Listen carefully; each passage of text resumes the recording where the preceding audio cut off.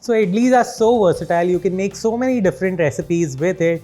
You can make a idli stir fry, you can make idli chili, you can make idli nachos. So today I'm going to be making a fusion recipe of two of my favorite cuisines, Italian and South Indian. So you guessed it right, today I'm going to be making Idlizza, which is idli slash pizza. No, I'm not joking around, don't worry, I'll show you how to make this.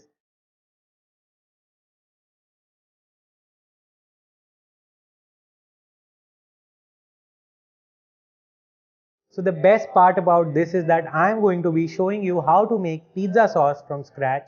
So let's begin with the recipe. For that, what we'll do is we'll take a pan, we'll heat it up.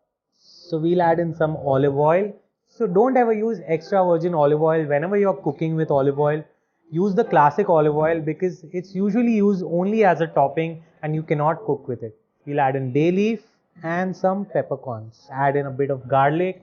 That's about it. I don't want to cook it a lot longer. Now what we'll do is we'll add in a bit of onions and we'll lightly saute them. So onions are done. They look nice and perfect. Now what we'll do is we'll add in our tomato puree. It's the main ingredient of the pizza sauce. So this is not like a traditional pizza sauce, how the Italians make it. This is my version of it, Indianized version of it. You can always play around with the seasoning. You can add in ketchup, you can not add in ketchup. You can add in Tabasco if you like it. You can add in Chilli Flakes, Oregano. Seasoning is according to your taste and your liking. You can also add in a bit of red chili powder if you want to make it spicy. So now what we'll do is, we'll just add in a tad bit of salt so that it helps in cooking the tomatoes a bit faster. So our tomatoes are nicely cooking and simmering. There won't be like a drastic color change. What we'll do is now we'll add in and we'll give it a mix. So ketchup is an ingredient which you need in the pizza sauce to cut down the tanginess of the tomato.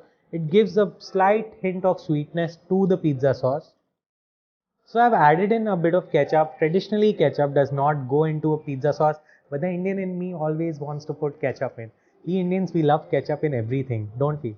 So yeah, usually they put sugar to cut down the tartness of the tomato, but we use ketchup. So don't worry, you can wing it. You can add in sugar if you don't like ketchup. You can add in ketchup if you don't like to put too much sugar into it. And now we'll make it a bit spicy. We'll add in some chili flakes, oregano. Perfect, just like how a pizza sauce should smell.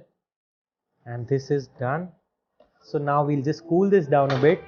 So our pizza sauce is ready. So for the idlis, the next step is to take the idlis. For the most soft and fluffiest idlis, all you have to do is see the description below. There's a recipe of idli that you can make and the idlis will turn out to be perfect. We'll take a knife and we'll cut them slightly from the top. Just like this. So basically what we are doing is we are creating an indent for our pizza sauce and the pizza fillings to seep into. Goes in the cool down pizza sauce on top of it. Now we'll start assembling the idlizza.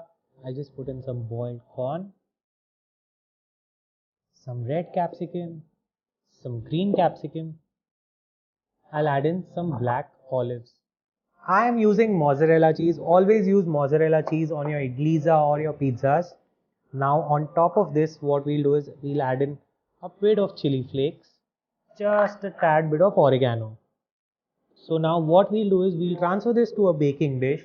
I have an aluminium tray and the idlizzas are ready. They look so gorgeous. Now all we have to do is bake them for about 5 to 6 minutes at 180 degrees Celsius until the cheese melts. So let's go and bake them. See you. So our perfectly baked idlizzas are ready. So our super cute, super cheesy, super delicious idlizzas are ready to be gorged on. So this is like a perfect starter for all your parties. Don't forget to try this out and I'm sure all of your guests will be impressed. And don't forget to leave a comment below.